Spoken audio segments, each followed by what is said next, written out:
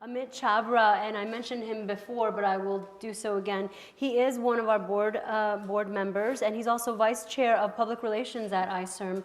He's ambassador and permanent representative to the United Nations. He is a bank regulatory attorney. He is visiting professor of international law at St. George's University, adjunct professor at New York Law School, and is moderating a second discussion for us, which is really wonderful. So we'll kick it off with panel 3, called The Role of Mediation in the Peaceful Settlement of Disputes with Ethnic and Religious Components. So you see a lot of it is overlap. But this afternoon is going to be on the UN perspective. And as you know, we've already had Curtis Reynolds come up from Disarmament. We'll start off with Kulmiye Mohamed, who's in the Policy and Mediation Division at the UN Department of Political Affairs. Well, thank you very much for this invitation, and I'm really glad to join you here today. And I'm sorry also that I haven't been able to participate in the earlier sessions this morning, which I'm sure I've heard from Mohamed have been incredibly fruitful and enlightening. As Amit said, I am one of the team leaders from the Department of Political Affairs in the Mediation Support Unit, where we function on a number of different issues. But I will go through it practically to give you a sense of what our structure is, where we focus on, how we deal with this issue of religion in the context of the work that we do, and where we need to go. Effectively, conflict prevention and mediation for us, specifically from the context of the United Nations, are core assets of our work, and we've really worked very hard to build capacities in these areas. However, our ability to manage crises has been stretched to the limit in recent years, as you've also seen from all of the various crises that are going on currently now. To tackle those challenges, the organization needs to more effectively harness capabilities, including to reach out to non-traditional actors, including religious and traditional leaders, which are absolutely critical in any understanding of the conflicts that we deal with. Particularly those conflicts which are deeply rooted with religious or ethnic dimensions. I mean, it's also very telling that there is no, for example, agreement on a definition of what constitutes religion in itself. In that sense.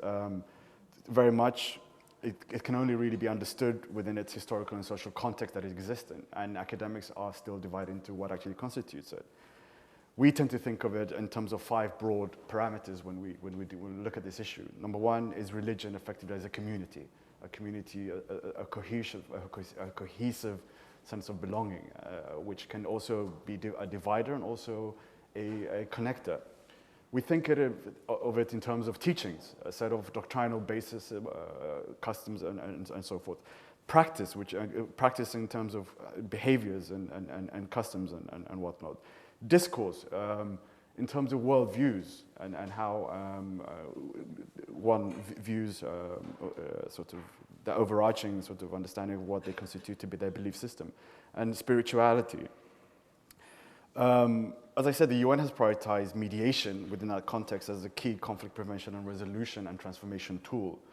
And the unit that I work in was established in 2008, and it's based in the Department of Political Affairs Policy and Mediation Division.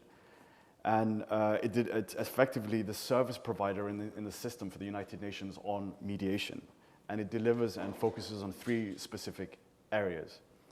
One is we provide operational support to peace processes, including strategy development and process design.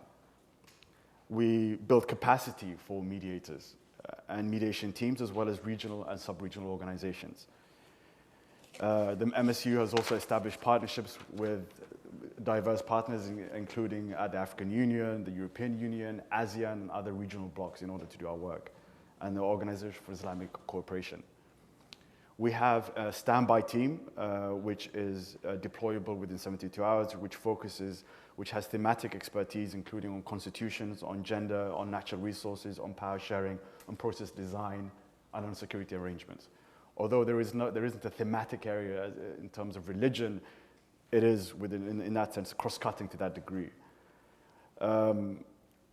Of particular relevance to today and recognition of the importance of the complexities associated with conflicts with religious and ethnic dimensions. The MSU participated in the establishment of several mediation working networks, and one of them is the network of faith-based and Traditional Peacemakers, which was established several years ago. It was initiated in 2013 as a direct result of the Secretary General's report in 2012, which was on strengthening the role of mediation in the Pacific in the peaceful settlement of disputes, which in that report, the Secretary General noted that, and I quote, religious leaders and faith-based organizations play an important mediating role in many conflict situations. These leaders have unique connections to local communities and frequently enjoy the trust of the conflicting parties, and yet are not fully acknowledged, and their potential contribution remains unutilized. So it was in effect to try and address that gap that existed. Then the aim of the network is to effectively improve the effectiveness and sustainability of peace-focused efforts through collectively supporting and strengthening the positive role of religious and traditional actors in peace and peace-building processes. In effect, it focuses on a number of things. One, local peace support, so to supporting the engagement of religious and traditional peacemakers at the grassroots level, so that their voices are heard and are transmuted up through the system. Often we, particularly functioning at this level, at the supranational level, we don't have that connection to the grassroots, and to strengthen that. Advocacy, to advocate for inclusive engagement through policy to ensure that religious peacemakers are again brought to the fore in terms of their advocacy and communications. Research and training, network building. A couple of examples of the work that has been undertaken, which are just, in effect, literally snapshots of the type of work that has been done. For example, in April of this year, in Bangkok, they facilitated a Buddhist religious peacemaking working group, and it's also going to be throughout the autumn of 2015 now and through the fall. It's going to be working with the Muslim and Buddhist communities to better understand each other's faith and improve communications and dialogue. And as you know, in that region, this issue is particularly sensitive at the moment with what's going on in Myanmar and other places and so forth. As part of, also recently in Amman in Jordan, they brought together tribal and religious leaders on the Libyan political process with the ulamas, with the Somali counterparts, in a way to ensure cross-fertilization, to allow a consultation and a horizontal sort of learning between the Somali and the Libya case studies, in a sense. And of course, one of the key issues, community responses to countering violent extremism. And there's a working group on countering radicalization. Of course, in this day, one cannot speak about religious conflict without discussing the issue of preventing violent extremism. And from the UN perspective, I will spend a little bit of time explaining where we stand on that. The Secretary General has been very clear to state that violent extremist groups, including Daesh and Boko Haram, pose a direct threat to international peace and security. The threat continues to grow, unfortunately. The most recent data shows a 70% increase in foreign terrorist fighters from over 100 different countries to regions in conflict. Addressing that challenge really goes to the very heart of what the UN is trying to do, and it requires a unified response that the Secretary General has consistently requested and is pushing for. There is, at the moment, a UN global counterterrorism strategy and a Security Council resolution, which is trying to is formulating the response. The Secretary General also intends to present a plan of action early next year, which will provide a set of specific recommendations to member states and individual collective actions to systematize work on this. From a mediation perspective, the issue of engaging with terrorist groups, or what is called prescribed groups, is also an issue for us from the context of the UN when we work in this area. The UN effective guidance on mediation, which is effectively the normative framework that provides the basis of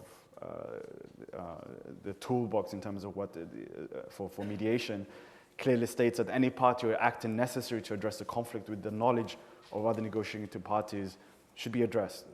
So in a sense, we have the prerogative to speak to who we need to speak to.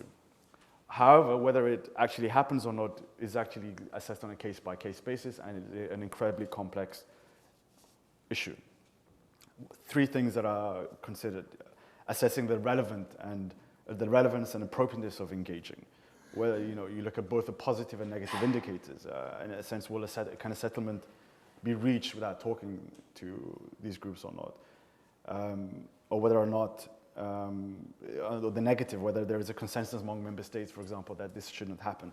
Selecting the objectives of the engagement to help see both sides, the positive sides of a negotiated solution, to move them away from a deadlock, in a sense, to really get to what we call in the mediation context a mutually hurting stalemate.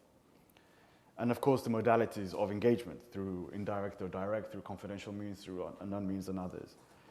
So in a sense, coming back, we've also, as part of the Secretary General's last term, gone through a almost existential process in the UN, where there's been a number of reviews of peace operations, on peace building, and the outcome of those things has basically been to say that there needs to be a political approach and prevention has to be at the core of the work that we do. We, specifically within the context of MSU, within the DPA component, are trying to build the capacity and understanding of our political officers to be able to understand the religious dimensions of a conflict. So for example, we're working on developing a specific course on religion and mediation. This will help them, for example, to do the analysis that's required before intervening in a specific context, so that they will be able to advise the special envoys that are operating in the different contexts. Often, the danger with religion is to look at it in one of two ways. Either it is deemed too complex to deal with and it's left to the specialist to deal with, or it's completely ignored because it's deemed irrelevant to a process. The question is really to see how you can, and what the extent to which the conflict, the religion can be seen as part of the holistic component of the conflict and a holistic response directed towards that. On the political side, we deal with the art of the possible, and we believe that change is possible. We believe resolution and conflict transformation is possible within the context of a religious conflict. It has happened before. It has happened in Aceh, it's happened in the context of Sudan, so North-South. Yes, of course, now there's problems within the context of South Sudan, but there are positive takeaways from that. And we believe that there's flexibility for change in that sense. Thank you very much. I think I'll just take some questions perhaps at that point. Thank you. So I just have a question about this underutilization. So what do you think accounts for the underutilization of like the faith-based resources that have already been in place? Yeah. So why did it take until 2015 for this task force to be named as such, etc.? So obviously religious ideology has been around since the beginning of time, and it just seems like it should be a part of this. It should have been a part of this. It seems like it's become a recent focus. That's absolutely a relevant question. To some extent, it's almost the Michel Foucault concept of something doesn't exist until you give it a name. It has always been there. Yeah. The question is the extent to which it's become much more dominant as a narrative in the world that we live in now. And the extent to which we wanted to also create focus on it. So of course, could something have been done earlier? Should there have been a focus on it earlier? Absolutely. But when there was a realization that there needed to be a focus on it, we acted on that. And I think it's really, it's a constant battle because, as I said, religion also tends to be lost in the politics of the situation. Because the first focus is not really, you don't attack it from a sort of religious perspective. The question, there's a political problem, whether it's, for example, if it's a community concept of religion. You would also look to see national ethnic dimensions of it. To what extent do you address prejudice? How do you look at economic sort of disenfranchisement and so forth? So in a way to better articulate itself, the problem was absolutely critical. There are other areas that we are also looking at, which are evolving with the time. For example, the natural resources again, which has always been at the root of the crises that we deal with. So we're constantly trying to learn and to move on, and I think it's better late than never. And in a way, the United Nations, effectively being a multilateral organization, effectively really deals at that level. So it took a move to reorient itself and say, well, actually, we need these processes. We need these track 2 and 3 processes. We need to harness the capabilities that exist on the ground. And that's where the position came from. So to what extent does dialogue Yeah. come into this, or does it? Has anybody raised that term in terms of? Absolutely, interfaith dialogue is critical. It's a critical tool that can be used. I mean, it's been, and the UN has supported some of these processes previously. I mean, if, for example, even as far back as in Iraq in 2007, when the interreligious dialogue was initiated by a Christian pastor in Baghdad, that led to Muqtada al-Sadr, Sistani, and others coming on board, and the accords that were taken. There's a number of initiatives that are constantly in gestation. For example, in Kenya, there's a lot of work with the coastal communities where Al-Shabaab is working to radicalize the Somali communities on the coast and trying to really work with the Kenyan government. But it's not through only purely the lens of the Department of Political Affairs. The UN is a composite. So, for example, the development agencies have a role to play in this work, in that sense. So it's very much a composite approach. I'm sorry, I couldn't quite understand your comments about the conflict in Sudan between the North and the South. Could you show on that whole situation with Angelique or? It was to say that conflict transformation can happen with even conflicts which have religious and ethnic dimensions, and so the case that I was using was a long-standing conflict in the context of Sudan between the North and the South. Now that it's a relative question, because experts in Sudan will say, well, perhaps yes, the North and South has separated. So if you simply your denominator of success is the fact that secession happened, that's fine. But the wars are still continuing internally. Also in the north, in the southern regions, in South Kordofan, in the Blue Nile, the situation continues to be a problem. But it was simply to say that you can still have positive traction and transformation even in religious conflicts, and it was an example of that. I was wondering if you could comment on the concept of environmental peace building and the notion that virtually all faiths have some reference for natural resources and environmental issues, and clean water, clean air, and how that can be a basis, that common dependency and common relevance for creation can be a basis for peace building. You're absolutely right. The Secretary General, for example, has, the Deputy Secretary General in February of this year launched the first ever UN guidelines on natural resources in mediating conflicts. It's actually the first time that's been done. Although it seems, well, why related to an earlier, because why hasn't this been done before? It's the first time that it's been done, and it focuses, for example, on water, on land, and on extractive, so the oils and oil industry and so forth. It provides practitioners with useful techniques in terms of how that work is being done. It's up to our skills and I suppose the extent to which there's a political will to then link those type of actors with that type of work that is going to be done. They often, as you know, we all work in silos. The practitioners on natural resources are not necessarily familiar with the practitioners on religious interfaith dialogue. The question is, how do you build those connections? How do you build those synergies?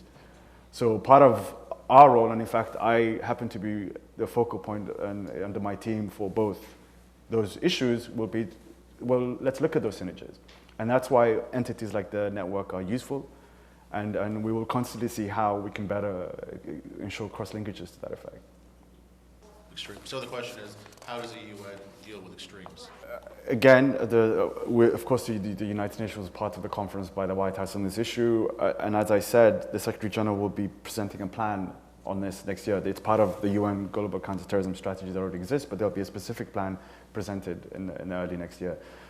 As I said, this particular issue is a very sensitive one, and that's what I was going back to. In terms of the rules are even unclear. You're right, in terms of the United States, there's even extraterritorial jurisdiction in terms of those who speak to some of these actors. But the point is also the UN system and also the laws also do allow for you to have that conversation. And that's what I was saying, it's all based on whether or not it's a question of what the legality in a certain context is, whether or not they're on a specific list or not, whether or not you're contravening UN sanctions, whether or not the objective of a specific conversation is or not, whether it's going to transform a conflict or not. So all of these variables are in effect in play. But it isn't, there are no definitive answers to that degree. And so all of these decisions are very much on a case-by-case basis. To enlarge upon the question, where the nation declares that they don't deal with terrorists, isn't there always some mechanism for what they call back channel communication? I can't comment on what national states do. Well, thank you. Oh, one last question. Just on that note, I'm curious about your take as a mediator about this idea of we don't negotiate with anyone, put whatever you want. We don't negotiate with extremists, with terrorists, with whatever you want to call them. How do you as a mediator respond? I, as a mediator, and my personal opinion is the core component, the core essence of any mediation process is inclusivity. It's about getting all of the people around the table who can affect a change. Sometimes those people are not the nicest people. You know, sometimes, you know, you have spoilers at the table. The question is, to what extent by giving them that space, are you also raising their profile unnecessarily? And does it actually have a positive effect on the process by having that conversation? So it's not a question even in terms of listed individuals. We're talking about even just irritants within a peace process, you know, spoilers within a peace process. But the idea is, but the fundamental concept of inclusivity is very much enshrined as one of the core concepts and fundamentals of mediation. Another core concept of mediation is that mediation cannot take place if there's a power imbalance.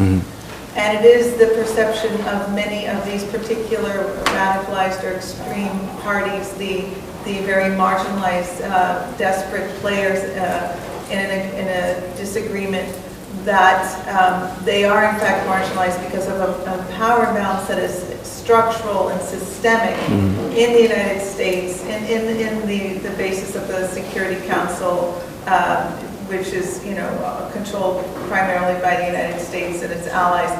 So how does a, you know, peacekeeping operation in general, mediation in particular, how do you go ahead dealing with that obvious elephant in the room? Actually, without even focusing on the issue of sort of the extremist side, you know, the issue of power imbalances in a mediating room is a principle, absolutely. And I think as mediators, often we are cognizant of the fact that really a mediation will only be successful if there's a kind of an equality of action in a way. So there's you know, often certain actors and a number of the NGOs, for example, who work in these areas work precisely to do that. They work directly with the parties to build their capacity for them to be able to be positive interlocutors in a process. You know, and a number of these opposition groups and a number of these conflicts that are going on right now, they have a lot of individuals working with them to to be able to actually understand the dialectic of mediation, and so that they're in a position to actually engage in a coherent and productive mediation process. So I think that's definitely an issue that is on the forefront of all mediators. So does your position of inclusivity mean that there's never an occasion where you'd turn down a non-state actor to be part of mediation? Repeat that for me. Is there ever a situation where you would not include a non-state actor? There's plenty of situations that would not include a non-state actor. As I said, it would be all contingent upon the extent to which you know, you do a balance of positive and negative indicators, and the extent to which the positive outweigh. So, you know, again, if the member states are against it, if there is no value to be had, if there's no territorial control that that they bring to the table, if there is no, it's a question of a calculus in a sense. So absolutely, it's only if it's to the benefit of a process and there is a consensus amongst the parties who are supporting in that process that the conversation needs to be had with all of the different actors at the table that you would proceed. Thank you. Well, thank you very much. It's been a pleasure.